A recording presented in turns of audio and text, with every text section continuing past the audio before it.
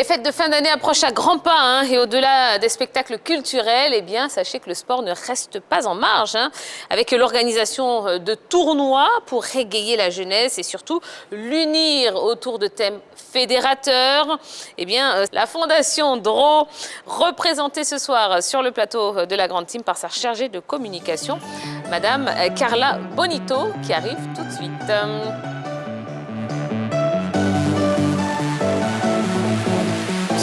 Bonsoir, Madame Bonito. Bonsoir, Madame. Bienvenue sur le plateau de la Grande Team. Merci beaucoup. Alors, on va parler donc de cette fondation DRO. Vous avez un joli t-shirt d'ailleurs. Merci. Quelles sont les missions de la fondation DRO et quels sont les domaines dans lesquels elle intervient? La fondation DRO est d'abord une ONG à but humanitaire. On intervient donc au niveau de l'éducation, au niveau de la santé. Et on s'intéresse aussi à l'agriculture et l'élevage et le sport. Donc, je ne sais pas pour vous, hein, mais j'ai l'impression que le sport tombe un petit peu comme un cheveu sur la soupe. Éducation, agriculture. Non, l'éducation, en fait, ça rentre dans la même ligne que le sport. Puisque avec le sport, on arrive à éduquer nos enfants, nos jeunes, en les encadrant, en mettant en place un dispositif, un centre pour leur permettre de faire ce qui se fait de plus en plus aujourd'hui, donc un sport-études avec un suivi de bout en bout au niveau des études et puis au niveau aussi du sport. Donc Monsieur DRO, donc le président de la fondation, est un sportif à la base, un footballeur. Donc forcément, il s'intéresse aussi à l'éducation des jeunes par le sport et aussi la scolarisation, on va dire, normale, donc traditionnelle, en scolarisant des enfants dont les parents sont dans le besoin et qui n'arrivent pas à subvenir aux besoins éducatifs de leurs enfants. D'accord. Voilà. Alors, vous avez décidé de lancer ce tournoi hein, pour mettre fin à 2 années d'inactivité de cette fondation. Vous êtes parti de quel constat, justement, pour vouloir lancer un tel tournoi? Le constat qui a été fait par rapport à un tournoi qui regroupe donc les communes d'Abidjan, plusieurs communes, c'est que M. DRO s'est rendu compte qu'il y avait des tournois de sport, mais c'était des tournois intercommunaux, c'est-à-dire des équipes de la même commune. Donc il est parti de l'idée qu'il fallait donc rassembler un peu plus, unir beaucoup plus et donc faire une compétition qui va réunir toutes les communes d'Abidjan et permettre donc en fin d'année de partager, d'avoir une manifestation lors des fêtes de fin d'année. Alors, est-ce à dire que chaque commune vient avec une équipe ou plusieurs équipes peuvent se former dans une même commune et venir participer au tournoi? Et pour aller plus loin, hein, c'est vrai que vous avez annoncé 16 équipes, sachant qu'il y a 10 communes. Donc, on doit comprendre qu'il y a des communes qui vont... qui auront plusieurs équipes qui vont compétir lors du tournoi. Donc, en fait, c'est une sélection qui a été faite avec les différentes communes. Donc, dans les différentes communes, il y a des équipes et des clubs, puisque ce sont des clubs en réalité, qui se sont formés et puis qui sont passés par le tri et puis qui ont été sélectionnés. Mais est-ce que cette manière de procéder ne risquerait pas d'être préjudiciable à certaines communes qui viendront seulement qu'avec une seule équipe? Parce que des communes qui viendront soit avec 2 ou 3 équipes auront plus de chances de remporter ce tournoi que celles qui viendront seulement qu'avec une seule commune. Vous ne trouvez pas? En fait, l'esprit même du tournoi, c'est rassembler, unir et partager donc des événements de joie entre différentes communes, les réunir ensemble. Et je pense que l'idée essentielle, ce n'est pas une commune qui remporte, c'est que la meilleure équipe remporte.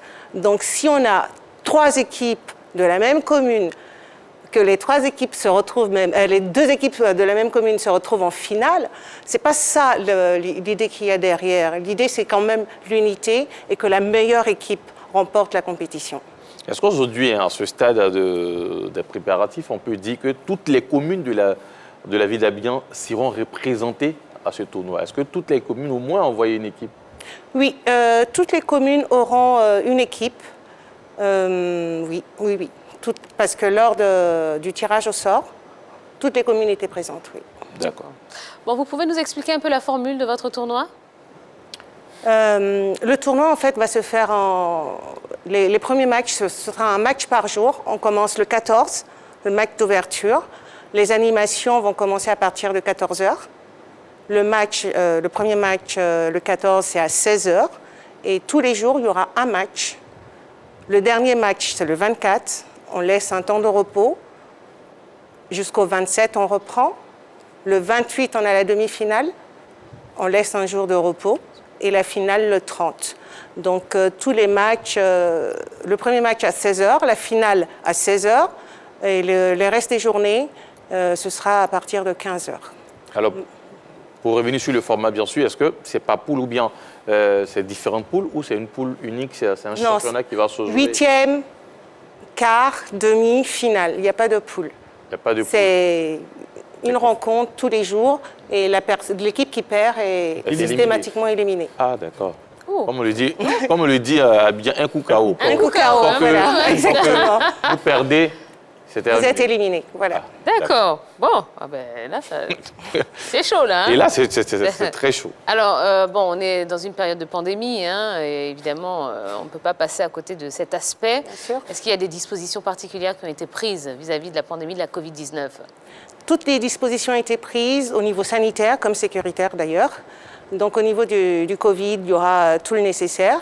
Et on lance d'ailleurs un message à la population qui va venir assister pour qu'elle prenne aussi des précautions et qu'on respecte tous les normes qui ont été données par le service de santé de notre pays. Donc n'oubliez pas vos masques et puis les distances sociales aussi seront respectées ce jour-là au niveau des spectateurs. Au niveau sécuritaire, les dispositions ont été prises avec la police, la gendarmerie qui seront présents. Et au niveau sanitaire, il faut rajouter que Médecins sans frontières sera là pour, en cas de blessure, des joueurs comme des personnes qui viennent assister à la manifestation. Alors, surtout qu'on le sait, hein, il y aura des rencontres de Maracana qui se joueront également au terrain Sobéa. Donc il y a des dispositions sécuritaires qui ont été prises par rapport à cela. Oui, exactement. Il y a la police qui sera présente, la gendarmerie sera présente. Donc, et puis, il y a une récompense aussi, le fair play pour les équipes. Donc, on encourage donc les équipes à parler aussi avec leurs joueurs. Pas que les joueurs, leurs supporters qui seront là à leur dire voilà, de se maîtriser pour ne pas qu'il y ait de violence, puisque cette récompense-là reviendra à l'équipe la plus fair-play du tournoi. Elle parle d'équipe fair-play. Le vainqueur, le finaliste, est-ce qu'il y a des lots, est-ce qu'il y a des prix, il y a des accompagnements autour de l'événement? Pour les équipes, donc les deux finalistes auront des récompenses. Donc il y a un montant de 1 million pour le gagnant, 500 000 francs pour le deuxième. En plus, les finalistes auront droit à des lots de chasubles, des lots de ballons. Et les autres auront aussi, tous ceux qui ont participé, auront aussi des lots qui seront attribués à chaque équipe pour les encourager et puis pour les remercier de leur participation. Voilà.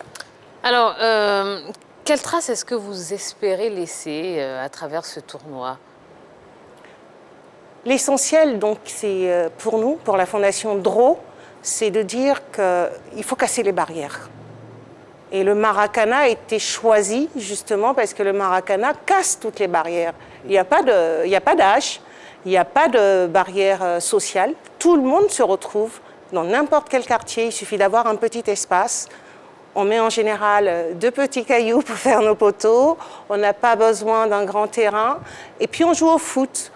On ne tient pas compte de l'âge, on ne tient pas compte non plus du niveau social de la personne qui joue. Donc c'est rassemblé, c'est unifié, d'où le nom qui a été donné au tournoi. Vision pour une génération. Vision pour une génération unie, donc pour rassembler, pour unifier, pour casser toutes les barrières ethniques, religieuses et sociales. Alors, à moins d'une semaine de la compétition, quel est l'engouement au niveau de Magoré autour de cette compétition? Tout le monde est engagé dans cette compétition. Il faut noter que la fondation, Draw Fondation ne commence pas que maintenant hein, dans l'humanitaire et dans le social. Il a commencé depuis 2012.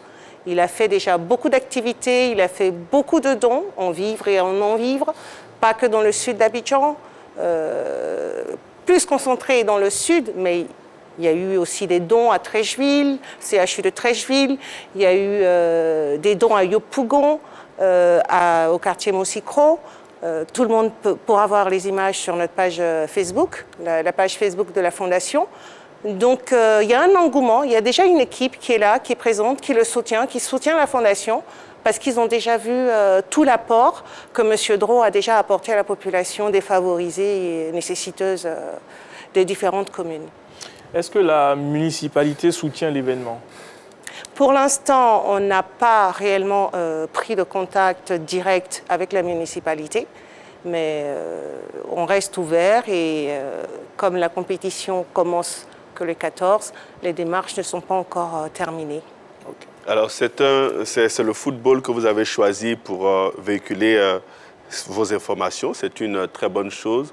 Il n'y a pas d'âge et il n'y a pas de statut social pour participer à ce tournoi. Et si d'aventure des gamins de 14 ans, de 15 ans participaient à ce tournoi et qu'ils seraient très bons, est-ce que vous les aiderez à s'intégrer dans un club ici en Côte d'Ivoire, par exemple?